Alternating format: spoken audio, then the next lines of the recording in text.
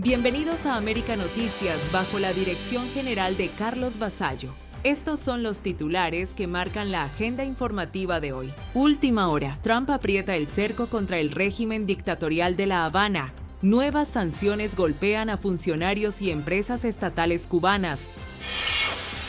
Militares de Estados Unidos frente a Cuba de forma permanente. La propuesta que llega al entorno de Trump en medio de la creciente presión sobre la isla.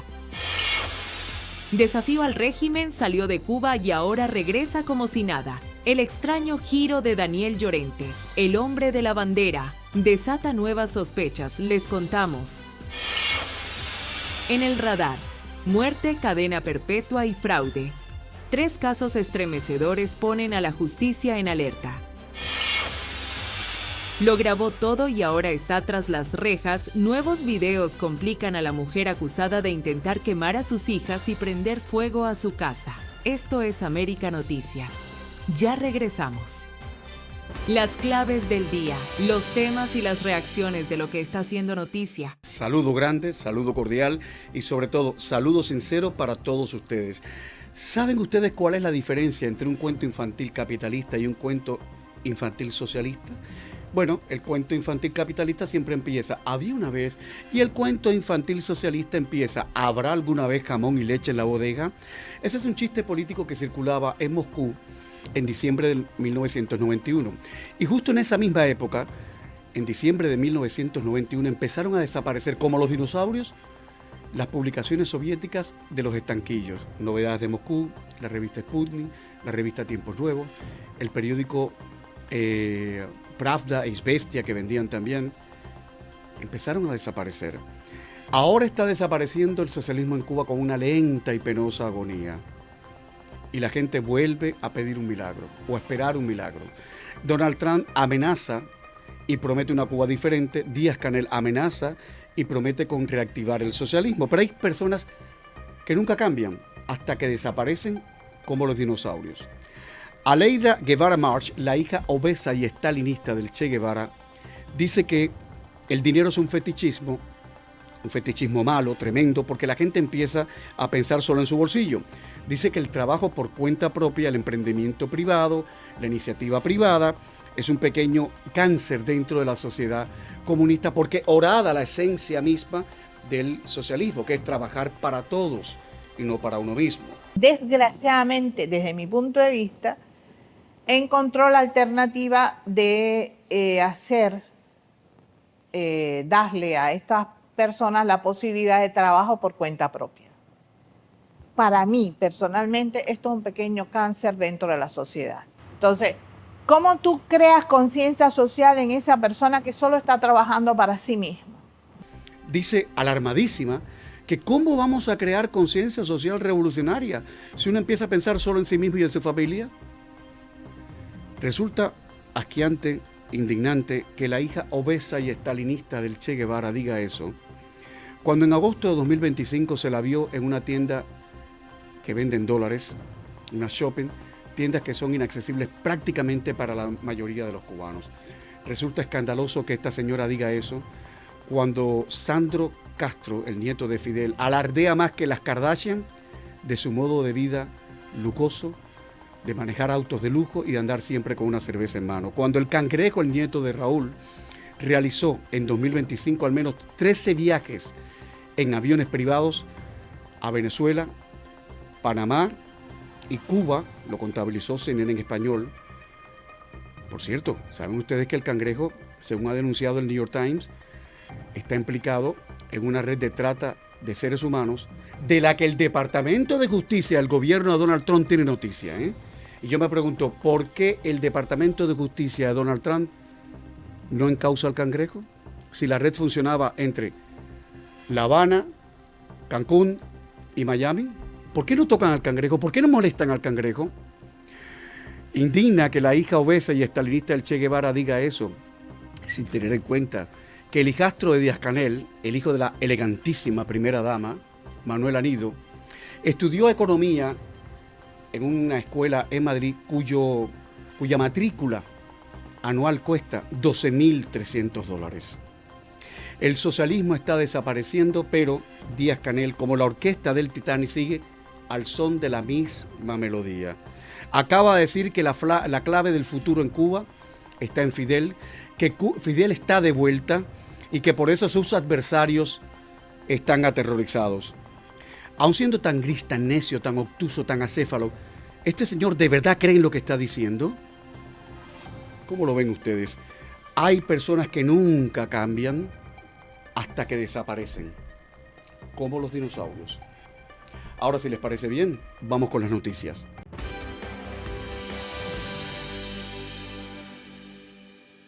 Estados Unidos vuelve a aumentar la presión contra el régimen cubano. En una decisión anunciada este jueves 20 de agosto, el Departamento del Tesoro incorporó a su lista de sancionados a 3 funcionarios del Instituto Cubano de Amistad con los Pueblos, el ICAP, y a 9 entidades cubanas, en su mayoría empresas estatales. Entre los sancionados aparece un nombre conocido en Estados Unidos, Fernando González Yort, actual director del ICAP y exintegrante de la llamada Red Avispa. González cumplió 15 años de prisión en Estados Unidos tras ser condenado por cargos que incluyeron actuar como agente extranjero sin registrarse y poseer documentos de identidad falsificados. También fueron incluidas Leima Martínez Freire y Noemí Ramona Rabasa Fernández. Pero esta nueva ofensiva de Washington va mucho más allá del ICAP. La Oficina de Control de Activos Extranjeros, OFAC, también puso bajo sanciones a empresas vinculadas con sectores estratégicos de la economía cubana. En la lista aparecen Asinox Comercial, Acorec, Coratur, Transimport, Consumimport, Metal Cuba y el grupo empresarial Geominero Salinero. También fue sancionada la empresa de níquel comandante Ernesto Che Guevara, ubicada en Moa, uno de los centros fundamentales de la industria minera cubana. Y atención, porque Washington también incluyó directamente al Ministerio de la Construcción de Cuba. Las medidas fueron adoptadas bajo la Orden Ejecutiva 14.404 y representan un nuevo golpe dentro de la campaña de presión de la administración Trump contra las estructuras económicas y gubernamentales de La Habana. La señal vuelve a ser clara. Washington continúa ampliando el cerco y colocando bajo la lupa a funcionarios, instituciones y empresas vinculadas al Estado cubano. Una noticia en desarrollo. Seguiremos atentos a la reacción del régimen cubano y a nuevos detalles sobre el alcance de estas sanciones, informó Camilo Lavastilla para América Noticias.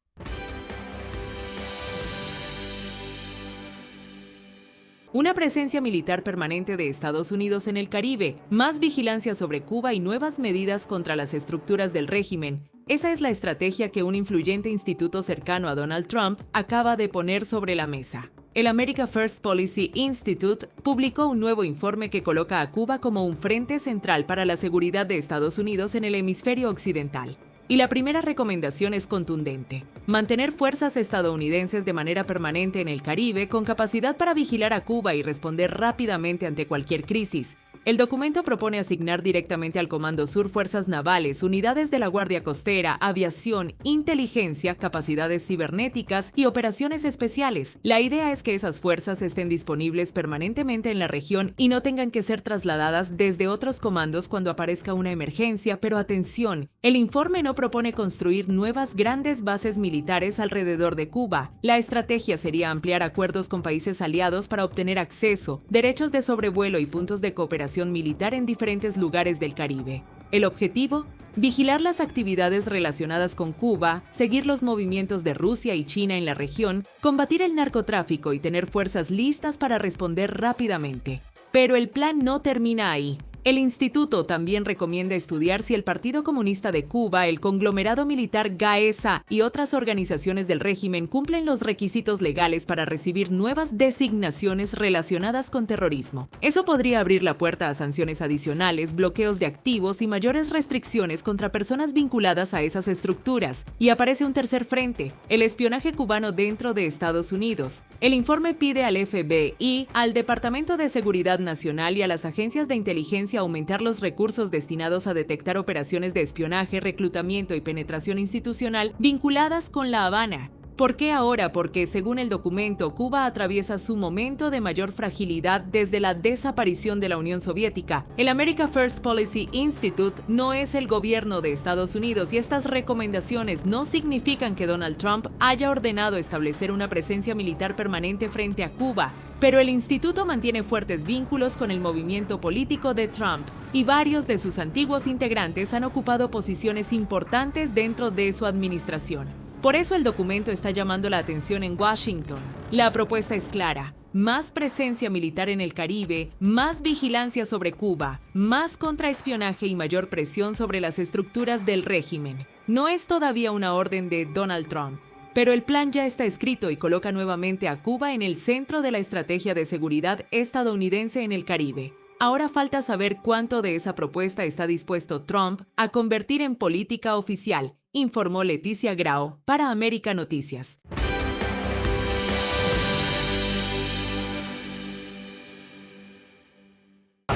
Un saludo desde Cuba.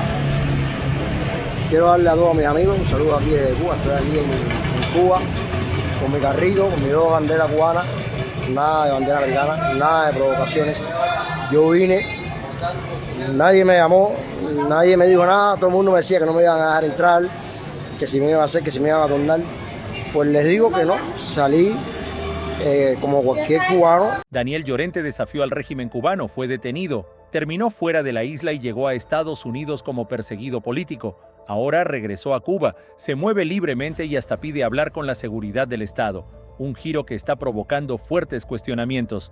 Llorente se hizo conocido como el hombre de la bandera, cuando, durante el desfile del 1 de mayo de 2017 en La Habana, corrió frente a Raúl Castro y la cúpula del régimen con una bandera de Estados Unidos mientras gritaba libertad.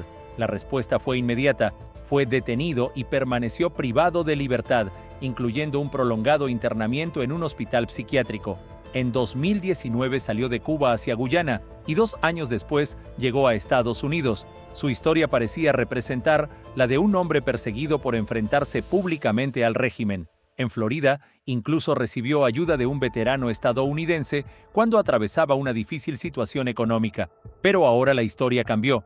Daniel Llorente está nuevamente en Cuba y asegura que regresó con un mensaje religioso de unidad y reconciliación. Se autodenomina profeta y afirma sentirse protegido por Dios. Venía con la misión de poder llevarle a los cubanos el mensaje de salvación, pero la gente se entera.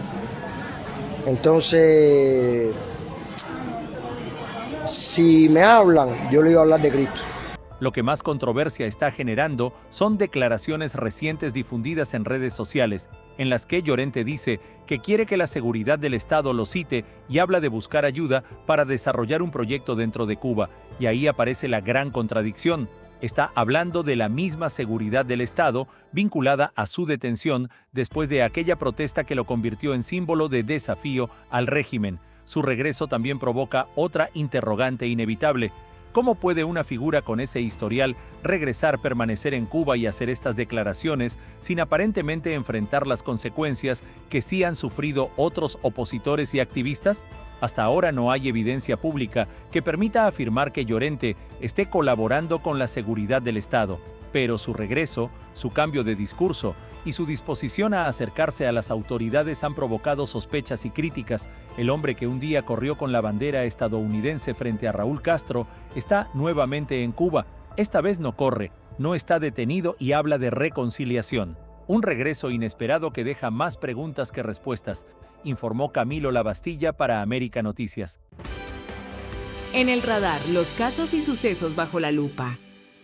Una colombiana encontrada muerta dentro de la cajuela de su propio auto, un hombre condenado a pasar el resto de su vida en prisión por asesinar a su pareja y quemar la casa, y una empleada de supermercado acusada de montar un esquema de fraude en Miami-Dade. Estos son los casos que hoy están en el radar. Comenzamos en Texas con un crimen que ha provocado conmoción dentro y fuera de Estados Unidos. Eliana Bigoni, una colombiana de 34 años y madre de 2 niños pequeños, fue encontrada muerta dentro de la cajuela de su automóvil después de acudir a la vivienda de su esposo, del que estaba separada, para recoger a sus hijos. Eliana llegó la mañana del 12 de agosto al apartamento de Jake O'Brien Bigoni, en Plano. La pareja estaba atravesando un proceso de divorcio y sus hijos, de 2 y 5 años, se encontraban dentro de la vivienda. Después de llegar, Eliana dejó de responder llamadas y tampoco apareció en una cita que tenía programada. Una amiga alertó a la policía y la ubicación de su teléfono seguía marcando el complejo donde vivía su esposo. Cuando los agentes llegaron, encontraron a Bigoni con una mancha de sangre en la camisa. Según documentos judiciales, él aseguró inicialmente que Eliana había estado allí, pero que no sabía dónde se encontraba. Pero minutos después llegó una llamada que cambió todo. La madre del sospechoso dijo a la policía que su hijo la había llamado y le había dicho que había discutido con Eliana y que ella estaba muerta. Los agentes regresaron al garaje, revisaron el Hyundai Genesis de la mujer y encontraron su cuerpo dentro de la cajuela, con graves lesiones en el rostro y la cabeza. Jake Bigoni, de 37 años, permanece detenido sin fianza y enfrenta cargos de asesinato y abuso de un cadáver. Los 2 niños resultaron ilesos. Y de Texas pasamos a Miami, donde otro crimen estremecedor acaba de llegar a su capítulo final. Marcus Sánchez pasará el resto de su vida detrás de las rejas por asesinar a Jenny Miguel, una empleada del Departamento de Policía de Miami, y después prender fuego a la vivienda para intentar borrar las evidencias. Sánchez se declaró culpable de asesinato y de incendio provocado. En la audiencia contó que él y Jenny habían consumido drogas y aseguró que comenzó a escuchar voces antes de dispararle 2 veces, en la cabeza y en el pecho, pero el horror continuó. Los investigadores determinaron que permaneció varios días con el cuerpo dentro de la vivienda, intentó limpiar la escena, compró gasolina y finalmente incendió la casa. Durante la sentencia, la hija de Jenny lo enfrentó directamente y le dijo que jamás lo perdonaría. El juez fue contundente. Sánchez había pedido una condena de 25 años, pero recibió cadena perpetua. Y cerramos en Homestead, donde las cámaras de seguridad habrían dejado al descubierto otro tipo de delito. Maybel Alemán Alonso, de 41 años, empleada de un supermercado Fresco y Más, fue arrestada acusada de fraude organizado. Según el reporte policial, la empresa revisó semanas de grabaciones y detectó unos 40 incidentes entre julio y agosto. La mujer presuntamente dejaba mercancías sin escanear, anulaba transacciones y tomaba productos sin pagar. Las pérdidas documentadas rondan los $486, pero el cargo de fraude organizado puede convertirse en un delito grave de 3er grado. La acusada quedó en libertad bajo fianza mientras continúa el proceso. Una madre muerta dentro de una cajuela, un asesino condenado a morir en prisión y una empleada acusada de convertir la caja de un supermercado en su propio esquema de fraude. 3 historias distintas, pero todas terminaron bajo la mirada de la justicia, informó José Pérez para América Noticias.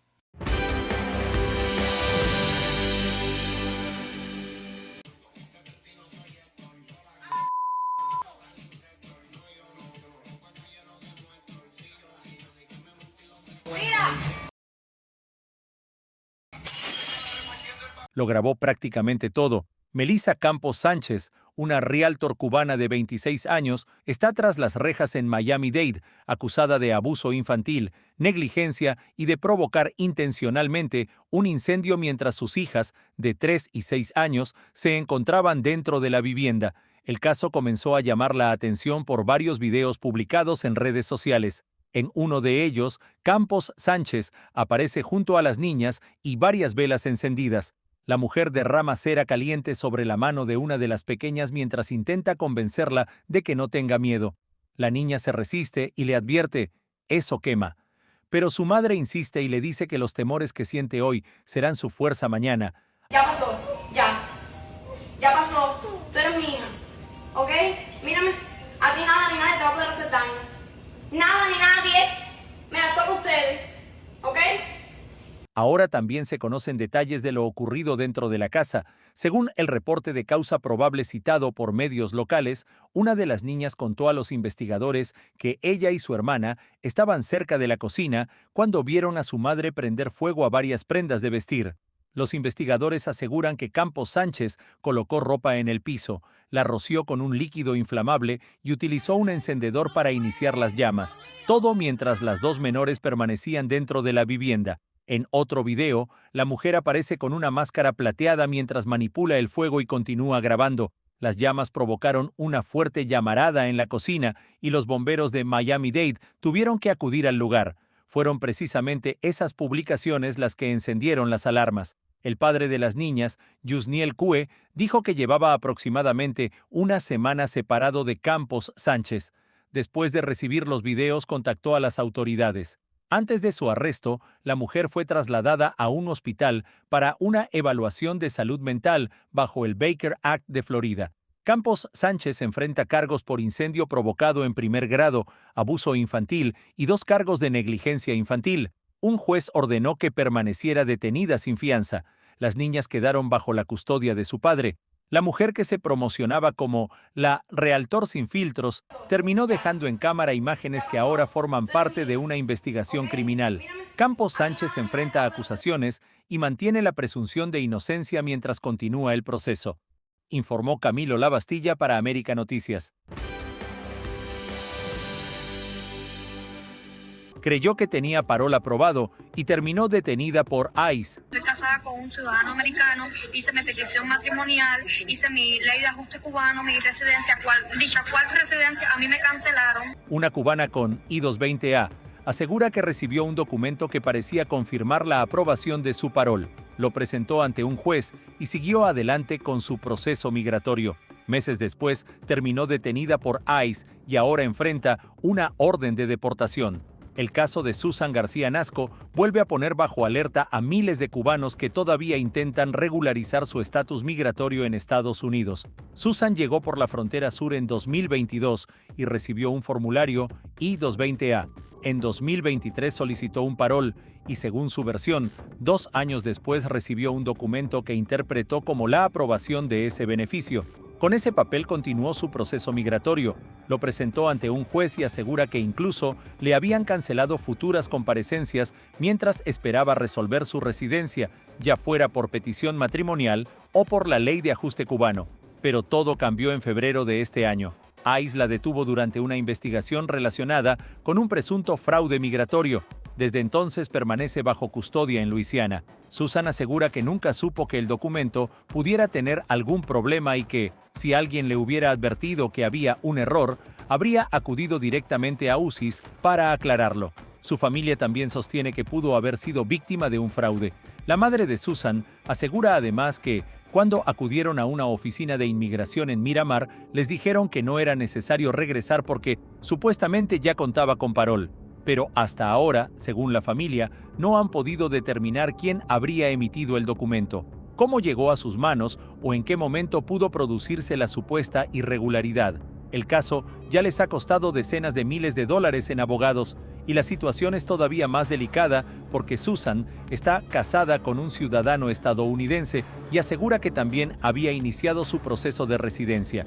Ahora enfrenta una orden de deportación que contempla varios posibles destinos, entre ellos Cuba y México, mientras su familia intenta apelar la decisión. Yo estoy pidiendo, por favor, que me ayuden a salir de aquí. El caso llega además en medio de nuevas advertencias a los cubanos con I-220A sobre el uso de documentos falsos o alterados en trámites migratorios. La congresista María Elvira Salazar advirtió recientemente, sin referirse específicamente a Susan, que presentar documentación falsa ante autoridades federales puede tener consecuencias penales y migratorias muy graves. La gran pregunta ahora es si Susan participó conscientemente en un fraude o si terminó atrapada por un documento que creyó legítimo. Mientras eso sea clara, permanece detenida y con una orden de deportación sobre la mesa, informó Camilo Lavastilla para América Noticias.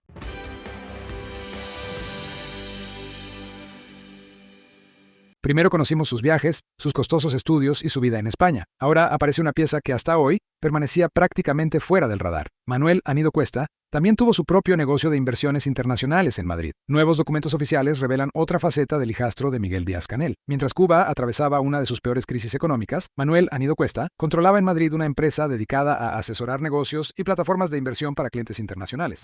Y no se trata solamente de una investigación periodística. Los documentos están en el Registro Mercantil Español. El Boletín Oficial del Registro Mercantil confirma que en 2025, Anido Cuesta asumió como administrador único de una sociedad llamada Arcturus 2025. Pero ese mismo día ocurrieron varios cambios. La compañía pasó a llamarse Meridian Wealth Group. Anido se convirtió en su socio único y quedó formalmente al frente del negocio.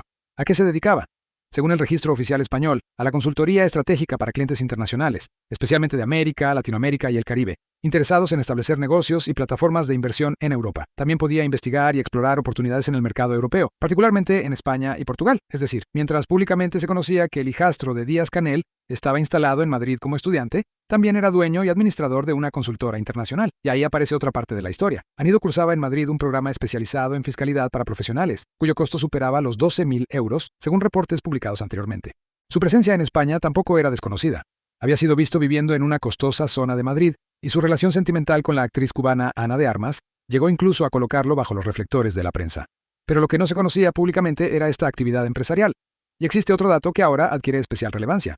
El propio Díaz-Canel presentó una vez a Anido ante el Papa Francisco diciendo: «Es hijo de Liz y trabaja conmigo». Sin embargo, el gobierno cubano nunca ha explicado públicamente qué cargo oficial desempeña, cuánto cobra ni bajo qué condición ha acompañado al gobernante en delegaciones y viajes internacionales. La empresa duró poco. Los registros españoles confirman que el 20 de enero de este año, Anido dejó de ser administrador, fue nombrado liquidador y Meridian Wealth Group fue voluntariamente disuelta y extinguida. Y atención a la cronología. Casi 5 meses después, el 4 de junio, Estados Unidos colocó a Manuel Anido Cuesta en la lista de sancionados de la OFAC. El propio Departamento del Tesoro lo identifica oficialmente como residente en Madrid. No existe evidencia de que el cierre de la compañía estuviera relacionado con las posteriores sanciones estadounidenses. Tampoco existen pruebas públicas de que Meridian Wealth Group o Anido hayan cometido alguna ilegalidad durante el funcionamiento de la sociedad. Pero la documentación sí deja una pregunta que hasta ahora nadie en La Habana ha respondido. ¿Cuál es exactamente el papel del hijastro de Díaz-Canel y de dónde salen los recursos que sostienen su actividad y su nivel de vida en Europa? Mientras millones de cubanos sobreviven entre apagones, escasez y salarios que apenas alcanzan, salen a la luz nuevos detalles de la vida empresarial en Madrid de uno de los hombres más cercanos al gobernante cubano. Una empresa de inversiones, estudios de miles de euros y viajes junto al poder. El negocio desapareció en enero. Meses después, Washington lo sancionó. Pero las preguntas sobre quién es realmente Manuel Anido dentro del círculo de Díaz-Canel apenas comienzan, informó Enrique López para América Noticias.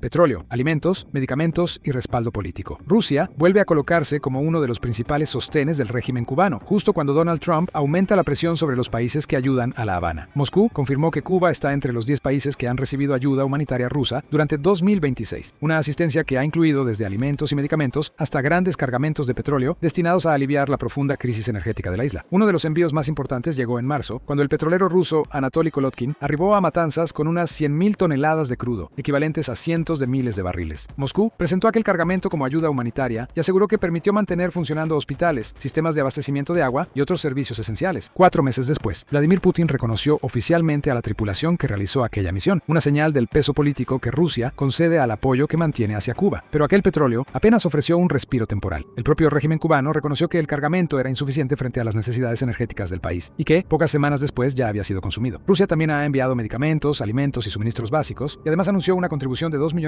al Programa Mundial de Alimentos para financiar proyectos humanitarios en Cuba durante este año. Toda esta ayuda llega mientras la administración Trump intenta precisamente cerrar las vías de apoyo económico que mantienen con vida al régimen cubano. En enero, Trump firmó una orden que permite imponer aranceles adicionales a países que suministren petróleo a Cuba, una medida diseñada para aumentar el costo de sostener energéticamente a La Habana. Washington insiste en que su presión está dirigida contra el régimen cubano y sus estructuras de poder, no contra el pueblo cubano, que continúa enfrentando apagones, escasez de alimentos, falta de medicamentos y una economía cada vez más deteriorada, y la relación entre Cuba y Rusia tiene además otra dimensión. Moscú acaba de conceder la ciudadanía rusa a Ernesto Villarino Trujillo, un cubano que combatió en Lugansk dentro de una formación vinculada a las fuerzas rusas durante la guerra en Ucrania. El caso vuelve a poner bajo la lupa la presencia de ciudadanos cubanos en el conflicto. El régimen cubano ha negado participar en el reclutamiento, aunque la presencia de cubanos combatiendo del lado ruso ha sido documentada durante los últimos años. La alianza entre Cuba y Rusia no es nueva. Durante décadas, Moscú ha sido uno de los principales aliados políticos, económicos y militares del régimen cubano, y ahora, en medio de una de las peores crisis que vive la isla, esa relación vuelve a fortalecerse. Rusia envía petróleo, alimentos y medicamentos, mientras Trump aumenta la presión sobre quienes ayudan al régimen cubano. Una vieja alianza que vuelve a tomar fuerza justo cuando La Habana necesita más apoyo que nunca, informó Enrique López para América Noticias. Entre líneas, la noticia detrás de la noticia. Vamos a hablar de un centro de estudios, es un centro de estudios muy cercano a la actual administración, al presidente Donald Trump, que ha recomendado una serie de temas, de asuntos, se los comento para que ustedes saquen como siempre sus propias conclusiones con relación a Cuba. Y está recomendando ampliar la presencia militar en torno al régimen cubano. Se trata del American First Policy Institute, quien hace esta recomendación para mantener al régimen bajo control, al que definió como un desafío activo en el hemisferio occidental. Bien, el informe se centra en que Cuba es una amenaza real para los Estados Unidos. La directora del instituto es Melissa Ford Maldonado, directora para lo que es el hemisferio, para parte de la región, ¿no? Ella es de origen boliviano, reside en Texas, y enfatizo en este contexto, lo contrasto con lo que han hecho otros presidentes de los Estados Unidos. El informe dice que en el pasado, con relación a Cuba, se ha hablado del problema humanitario, de las crisis migratorias y la posibilidad de una crisis, de un éxodo masivo, y que eso ha sido una gran preocupación de Washington, pero en sí como amenaza no ha sido, según dice el informe hasta ahora, con la actual administración. Cuando habla de una amenaza para la seguridad de Estados Unidos se refiere a que la isla es un territorio clave utilizado para enemigos de Washington. Ahí podemos mencionar China, Rusia, Irán, entre otros. ¿Qué plantea? Bueno, según Ford Maldonado, no sería necesario, eso es lo que dice el informe, construir grandes bases permanentes en Cuba, en el Caribe, sino lo que ella está sugiriendo, lo que sugiere el informe es estrechar la seguridad, las alianzas de cooperación con socios de confianza que cada vez son más en el hemisferio, a medida que surjan nuevos gobiernos afines en la región. ¿Qué más sugiere? Endurecer el cerco financiero, continuar las sanciones, profundizar las sanciones y las designaciones de organismos terroristas extranjeros como el Partido Comunista Cubano o el conglomerado militar y de control económico, GAESA. Esos son los dos que menciona, pero tiene que ver con las sanciones y un poco la política que ha tenido la actual administración, ¿no? Todo esto se está poniendo en práctica, pero el informe recomienda recrudecerlo, endurecerlo, llevarlo más allá. Si hay algo tal vez novedoso, diría yo, desde mi punto de vista, que comparto es destruir el monopolio informativo del régimen cubano. Eso me parece fundamental, importante y tal vez lo más novedoso del informe. Crear, modernizar, ampliar las estructuras y mensajes informativos. El informe no es novedoso, invita a recrudecer lo que ya se está haciendo en cierta forma, pero no podemos olvidar la crisis humanitaria interna, se recrudece, se acrecienta, pero ¿qué pasa entonces con el cubano de a pie? Las negociaciones hasta ahora, por lo que sabemos, no han funcionado. Hay sanciones, el cerco petrolero, sanciones que se han impuesto a personas, sí, a GAESA, al Partido Comunista, en fin, a los grandes operadores de esa dictadura cubana. Pero, ¿qué opciones quedan? Ahí les dejo el informe y ustedes qué piensan.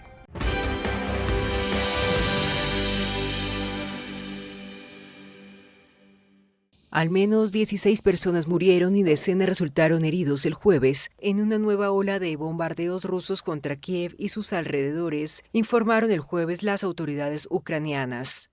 Durante la noche, explosiones y sirenas antiaéreas resonaron en la capital, donde los ataques causaron daños en edificios residenciales, una instalación médica y un centro educativo.